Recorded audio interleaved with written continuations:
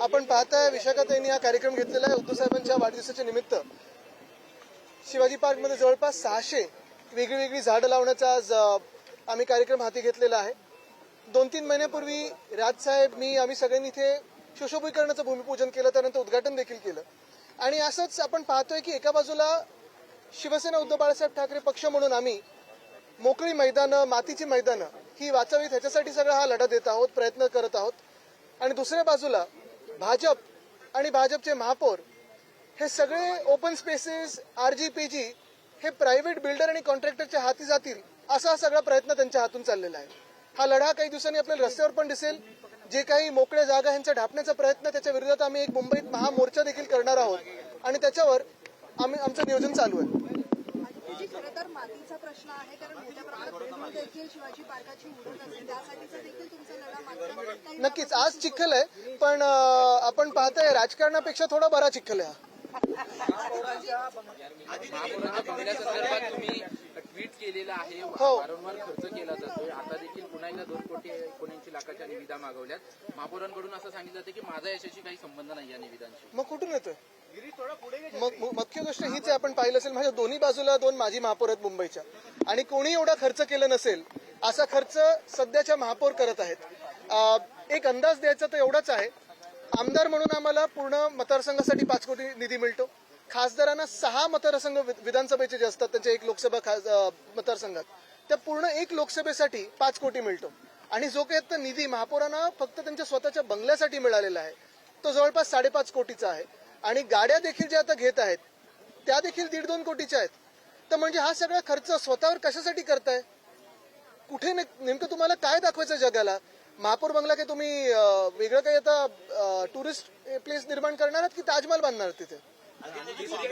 कॉन्क्रिटीकरणाचा कोणी राष्ट्रवादीचे जे कार्यकर्ते आहेत ते काँग्रेसच्या कार्यालयामध्ये गेले होते. नाही, मला वाटतं त्याच्यात मला पडायचं नाही. मुख्य गोष्ट हीच आहे की आपण पाहतोय राष्ट्रवादीच्या अंतर्गत राजकारणात आम्हाला काही पडायचं नाही. प्रश्न देखील मोठ्या प्रमाणात उद्भवलेला आहे. खरं तर महापौरांकडे किंवा मग पालिका प्रशासनाकडे गाड्या खरेदी करण्यासाठी पैसे आहेत, मग मुंबईकरांचे जे कर घेतले जातात, जुहू चौपाटी साफ करण्यासाठी पैसे नाही आहेत का? आजचा 24वा दिवस आहे लोकशाही. तुम्ही पाहिलं असेल जुहू चौपाटीचा कचरा असेल, तिथे आमच्या विरोधी पक्षाच्या नेत्या किशोरीताई जाऊन पण आल्या, तिथे देखील प्रश्न देखील विचारले.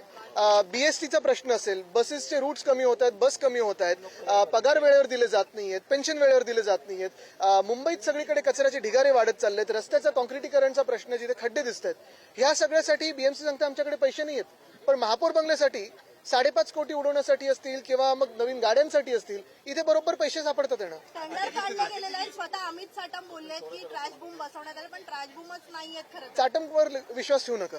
रस्त्याचं कॉन्क्रिटीकरण वारंवार रस्त्याचं कॉन्क्रिटीकरण करण्यात आलं होतं, मात्र पहिल्या ज्या ABCD वॉर्ड आहे त्या ठिकाणी 3 कोटी 79 लाखाचं खड्ड्यांसाठी निविदा काढण्यात आलेली आहे. एकीकडे आयुक्तच म्हणतात की कॉन्क्रिटीकरण झाल्यामुळे खड्ड्यांचा खर्च वाचणार आहे. ABCD वॉर्डमध्ये साधारणपणे ABC वॉर्डमध्ये खरं तर कोणाचं वर्चस्व आहे, कोणाचं लक्ष ओपन स्पेसेसवर आहे, जसं काही रायगडमधले ओपन स्पेसेस घेतले असतील तसं इथे कोणाचं आहे का, हे देखील आपण शोधून काढावं. आणि दुसरं म्हणजे सगळ्यात महत्वाची गोष्ट हीच आहे की कॉन्क्रिटीकरण, आपल्याला आठवत असेल फेकनाथ मिंदे हे हाऊसमध्ये खरं तर बोलले होते की 2 वर्षात मुंबईचे रस्ते चकाचक होतील, चांगले होतील. 4 वर्ष झालेत आता त्या घटनेला. स्वतःचे खिशे भरले पण खड्डे अजून भरून काढले नाही. काल त्यांचा मिस कॉल पण होता. एकनाथ शिंदे आणि भाजप म्हणजे दोघांमध्ये सध्या अंतर्गत धुसफूस सुरू आहे, कारण सुरसाट भेटले त्यावरून भाजपने नाराजी व्यक्त केली. आता ते चुपके चुपके की दिपके दिपके हे ठरवा तुम्ही, काय तुमचं चाललंय. पण अभिजितनी जो लढा दिला, आपण पाहतोय कुठेही राजकारण न करता या देशाच्या तरुणांसाठी दिला, आणि त्याचा आम्हाला अभिमान आहे. सिद्धिविनायक मंदिरमध्ये ज्या लोकांना पकडलंय चोरी करताना ते शिवसेनेचे कार्यकर्ते आहेत, उभाटाचे कार्यकर्ते आहेत, असं सर्वांकडे यांचं म्हणणं.